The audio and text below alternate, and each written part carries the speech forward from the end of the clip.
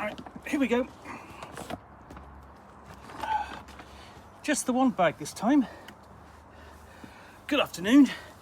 It's Saturday, the 22nd of February, and I have just come back from the Dudley Bug Ball, which takes place this time of the year in the Station Hotel in Dudley, which is just below Dudley Zoo, built on the remnants of Dudley Castle.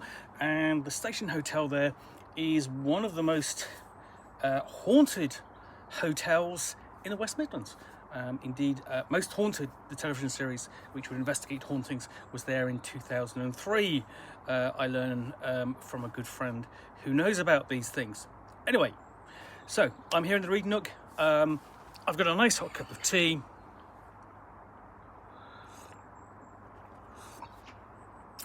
And it has been a mild, bright day for February. And of course, I've got this bag to unbag, to show you some of the things I brought today. Perhaps one a bit crazy, but there we go. And picked up some interesting things, which I will look at in the next few months, I hope. So, the second-hand stuff I got really begins, let's have a look, with a copy of Tales from the Floating Vagabond, I think 1991, Avalon Hill's essentially last hurrah as a role-playing game publisher, a humour role-playing game which is both brilliant and bad, sort of brilliant in its ideas, possibly bad in its execution, but full of fun and humour, and that's where you're going to play it. And then various actual scenarios for it in really very nice conditions. So HyperCAD 54, where are you? I mean, just really nice looking books. I'm so looking forward to digging into this and really giving it the attention that it's due. We also have Where's George? And these are things, I mean, this has got a whole stack of cards and bits and pieces in it. Like that, and an actual board or map for a game, complete with currency counters. You know, it's all uncut. So yes, did cost me a bit more than I actually wanted to pay, if I'm honest, but lovely condition. I'll make sure they will go in Ziploc bags until I actually have the attention span to look at them and give them, let's say, the attention that they do. Also, Adventure with No Name. And Cosmic Paternity. And the last two items I got for second-hand are The Adventure Begins, which is a Greyhawk adventure, not one I've come across.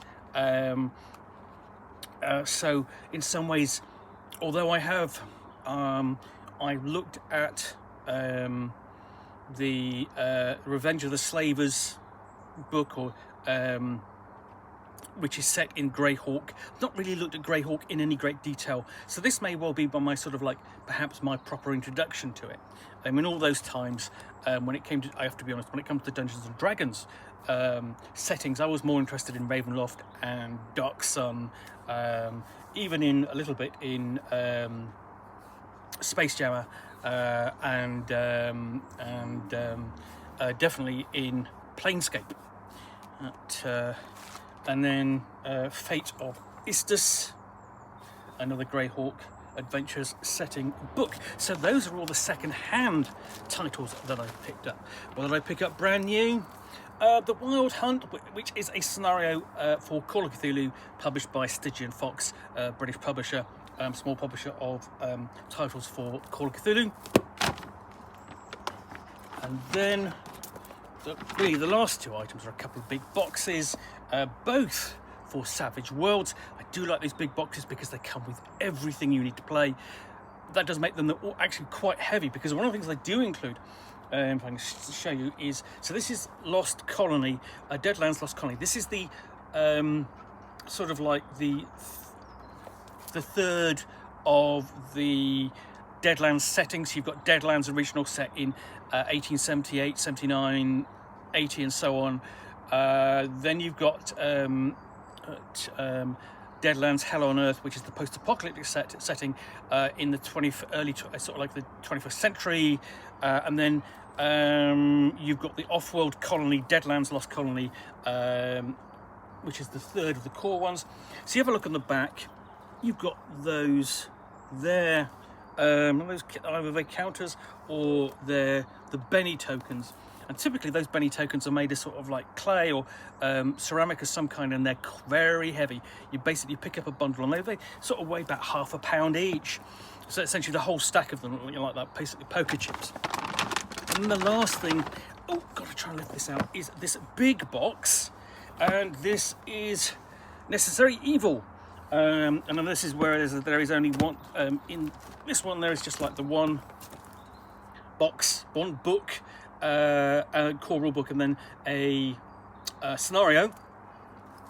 What you've got in here is 3 books: Invasion, Breakout, Cosmic Crisis, and a whole lot more. And this is the superhero campaign for Savage Worlds, originally published as a Savage Worlds campaign back in the noughties. An interesting idea. Essentially, what happens in Necessary Evil is that aliens invade, and it's such a fearsome foe that mankind is facing that all of the world's heroes and all of the world's villains and the sidekicks to the heroes get together and fight the aliens and get defeated. We're leaving the sidekicks to the villains to clean up, save the world, and become the new heroes and so on, and sort of like, you know, overturn their ways, perhaps. I had a couple of reservations when it came out. I'm not entirely sure that Savage Worlds is the best system for a superhero game, and I'm still not. And I had reservations about the setting, in that you were asked to play characters who were essentially serving supervillains, potentially evil supervillains. And when it came to actually role-playing your character, you were told, well, just don't be evil. And then just sort of like, well, the whole title of the scenario, the campaign is called Necessary Evil. What do you do? Essentially, what are you supposed to be playing if it's not evil characters? But in due course, I will find out when I look at this new edition. So yeah, that's everything, and that's quite a heavy box. Ow! That's not doing my wrist any good. Because it's 3 books and all that, and then those Benny tokens. So lots for me to dig into in due course. I'm really looking forward to all of these. I'll do unboxings of them, of course. And I've had a good day out at Dudley Bug Ball. It runs for 2 days. I only do the 1 day because I want to do some writing, of course. That's what I'm going to go and do next. The organisers do a nice little event. You know, there are about 50. I suppose there are about 50 people or so there, just gently playing games. There are a couple of traders and so on, but it's really. But it's not, the trading isn't really very much sort of like necessarily a big part of it. And I would say, you know, the other great thing about it is because it's quite low key, it's really good for catching up with people.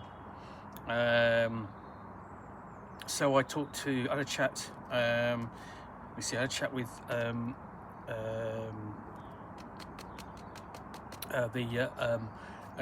Alan from, is it Alan?